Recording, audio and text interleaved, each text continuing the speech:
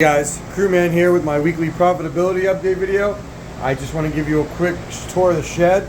I honestly haven't done anything this week.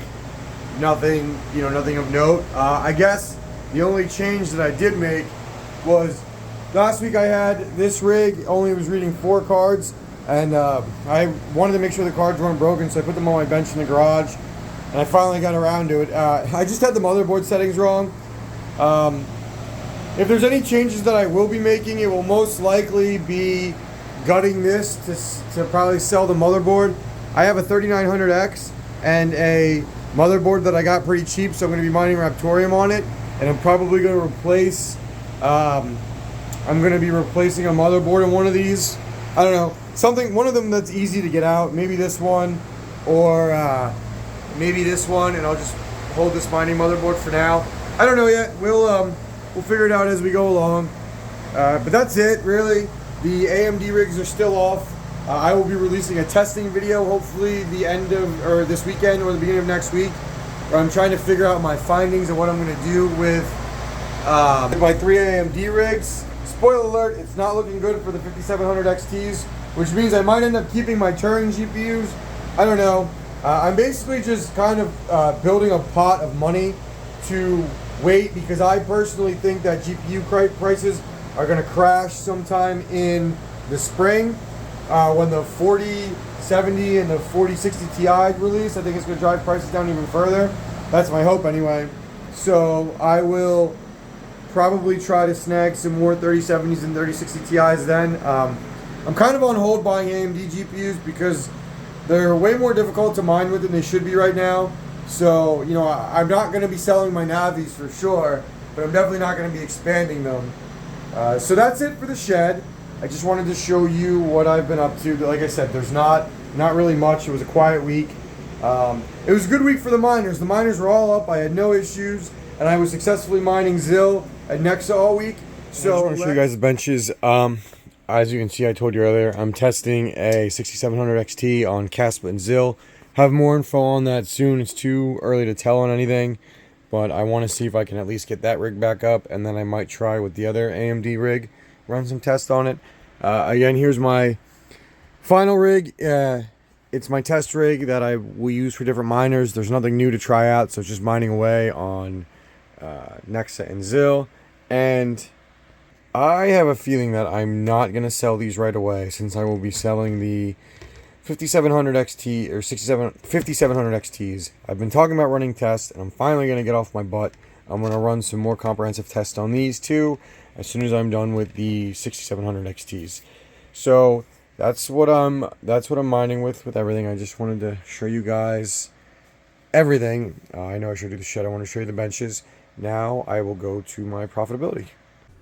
Alright, so in this part of the video, I'm going to go over the hash rate change for ZIL and Nexa in the last week, the price appreciation, the change in the price, and I'm going to go over how my yield has changed, my profitability if I were to sell this week, and what my plan is for the coming week. So let's start with Nexa. So the hash rate last week for Nexa was about 11.5 terahash. And now the network hash rate is 13.24 terahash. So we're looking at about a 2 terahash increase in the last 2 weeks. I'm comparing my video from the past week to get the numbers, just so you guys can see where I'm getting my numbers from. And if we look at Nexa price, we're at about a 31% increase week over week, or in 7 days, which is pretty impressive. It's floating in the mid 12s right now. So that's pretty good. Now let's take a look at ZIL. So the ZIL network hash rate has actually been unchanged from the last week. As you can see here from mining pool stats, and we're going to compare it to my video, you can see the hash rate for ZIL is basically unchanged, which is it's surprising, but I guess the people that are already mining ZIL are mining it. And ZIL's not exactly the easiest thing to dual mine, as I've learned the hard way over the last month. But let's look at the price for ZIL, and the price has gone up about 12%, which is pretty solid. So how does this affect my overall quote-unquote profitability this week if I were to sell? So last week when comparing if I were to sell my ZIL and if I were to sell my Nexa, I was making about $29 a day.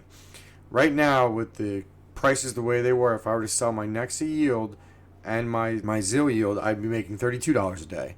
So I've gone up a little bit, which is nice. Not a lot, but every little bit helps.